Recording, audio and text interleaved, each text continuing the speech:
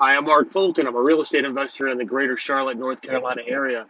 I'm a no frills, no thrills real estate investor. If you're looking for somebody who wants to sell you something or somebody who's trying to get you to buy their product, this isn't that channel.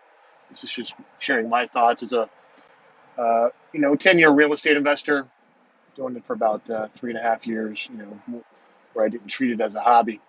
It's Christmas Eve. Decided to go check our business mailbox. We were expecting the last two deeds to a property that we're purchasing. They actually came in, so I'll be heading down to the registrar of deeds next week after Christmas and starting to get that thing rolling.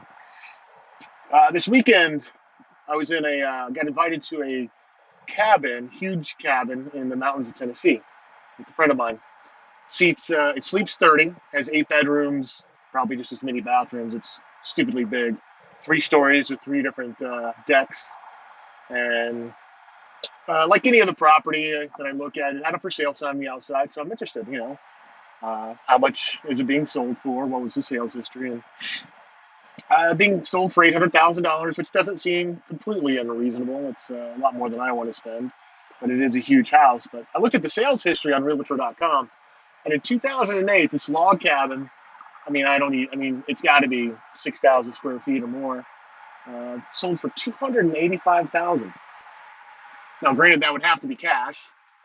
No banks were financing second homes or investment homes in 2008.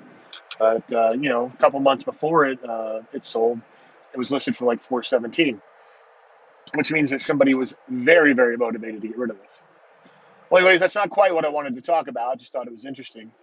My buddy, he works for a company that does a lot of HUD foreclosures and stuff like that.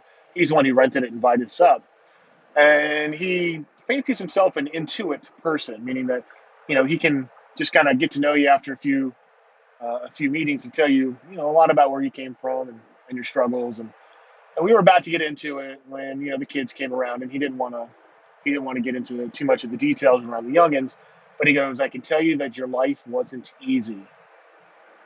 And we were having a few drinks by then, and it was cold outside, but I remember kind of took me off guard a little bit because I don't feel like my life has not been easy, or I guess that implies that my life has been hard. And so I really started thinking about it on the trip home. I had about 4 hours to think about it.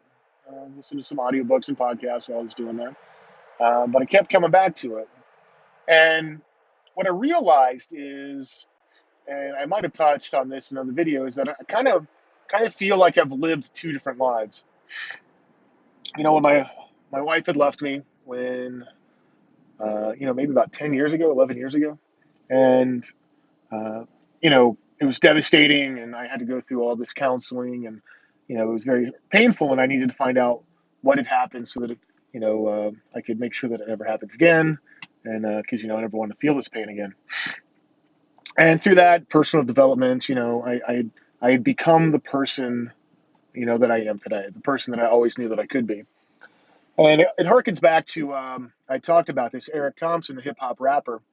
One of the things he tells he does a lot of speaking tours and stuff like that. Is one of the keys to success is you have to be willing to give up who you are at any moment. You must be willing to give up who you are for who you will become.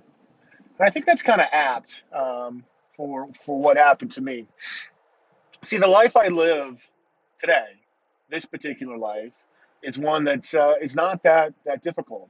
I don't have anxiety. I don't really have a lot of stress.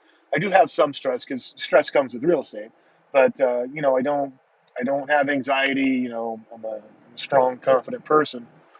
But when I look back on my previous life prior to going through this journey of self development, it's that's somebody else's life. That's not my life, and I honestly view it that way. Uh, that person is not me. That person is dead. It's gone. Um, that person no longer exists. And yeah, I may have the memories of that person. I don't really think about them much, and I may have experienced the life of that person, but that's not me.